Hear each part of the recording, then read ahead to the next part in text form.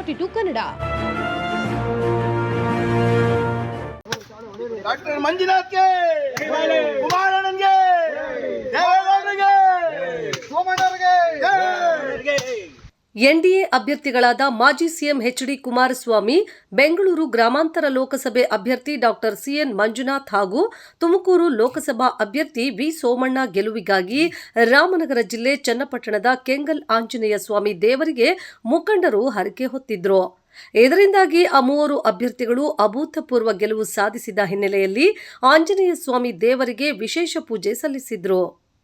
JDS ಮುಖಂಡ ರಾಮಕೃಷ್ಣೇಗೌಡ ಹಾಗೂ ಮಲ್ಲೇಶ್ ನೇತೃತ್ವದಲ್ಲಿ ಪೂಜೆ ಸಲ್ಲಿಸಿ ಬಳಿಕ ದೇವರಿಗೆ 101 ತೆಂಗಿನಕಾಯಿ ಹೀಡುಗಾಯಿ ಒಡೆದು ಸಿಹಿ ಹಂಚಿದ್ರು. ಈ ವೇಳೆ ಮೂವರು ನಾಯಕರ ಪರ ಘೋಷಣೆ ಕೂಗಿ ಸಂಭ್ರಮಾಚರಣೆ ಮಾಡಿದ್ರು. ಕುಮಾರಣ್ಣನ್ಗೆ, ದೇವೇಗೌಡರಿಗೆ. ಕುಮಾರಣ್ಣಂಗೆ ಹೊಡೆಯಿಲ್ಲ, ಅದು ವಾಪಸ್ ಒಳ್ಳೆ ಮನಸ್ಸಿನ ಹೊಡಿತಾ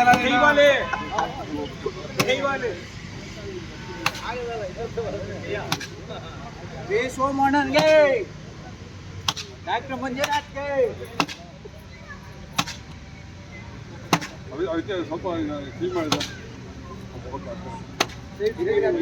ರಾಜಕಾರಣದಲ್ಲಿ ಮೋದಿಜಿಯವರು 3ನೇ ಸರಿ ಪ್ರಧಾನಮಂತ್ರಿಯಾಗಲಿ ಅಂತ ಜನ ಹಾರೈಸಿದ್ದಾರೆ.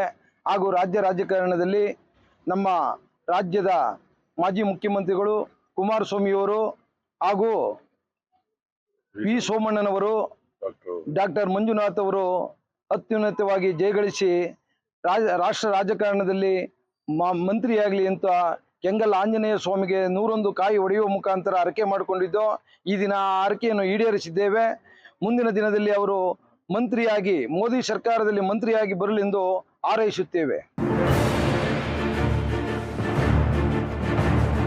ನ್ಯೂಸ್ 42 ಕನ್ನಡ.